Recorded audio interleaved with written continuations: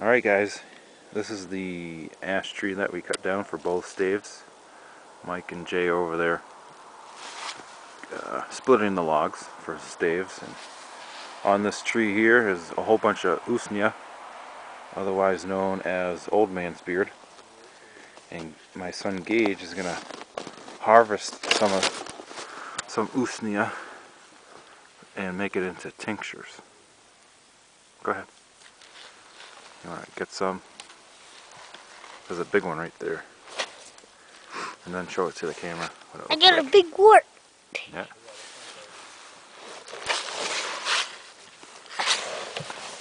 Alright.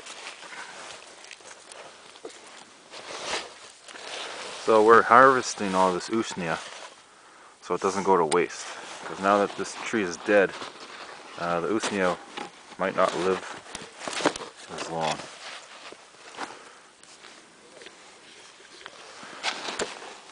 Yeah. So here's a close-up of what it looks like here. That's Usnea. It's like a lime green to dark green. And what we'll do is we'll make a tincture of this for future use.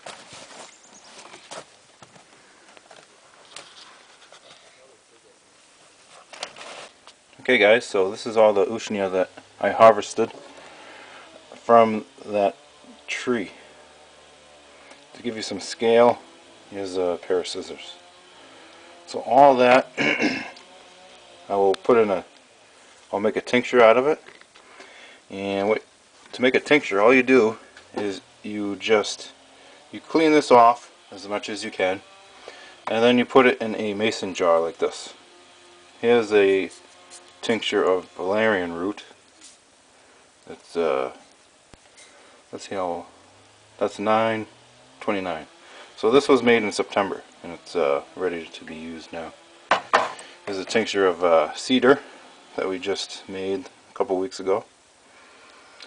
So that's all you do really, is you clean this off and put it in a mason jar, and then fill it up with vodka.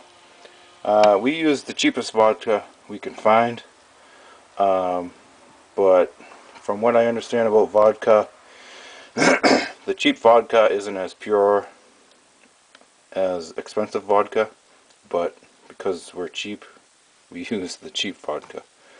I don't know if it makes any difference or not.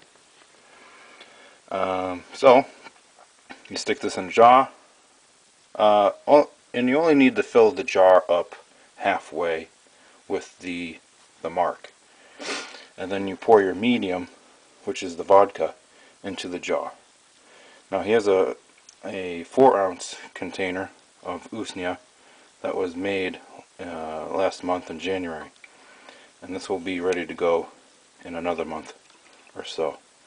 And every day you just want to shake it up and keep it in a cool, dark place like a cabinet. And these are all tinctures ready to go to be used. We got oat straw up there, dandelion vinegar, rose petals,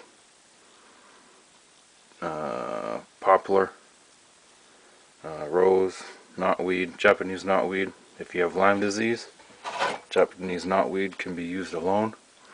I'm writing an article right now for Self-Reliance Illustrated about Japanese knotweed and Lyme disease. The more I read about Lyme disease, the more scared to death I am about it.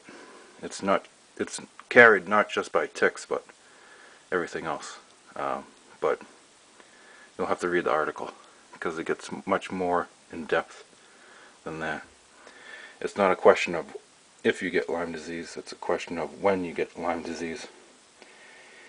And most of New England is Lyme disease country. Lyme disease was first identified in Connecticut. But enough about that.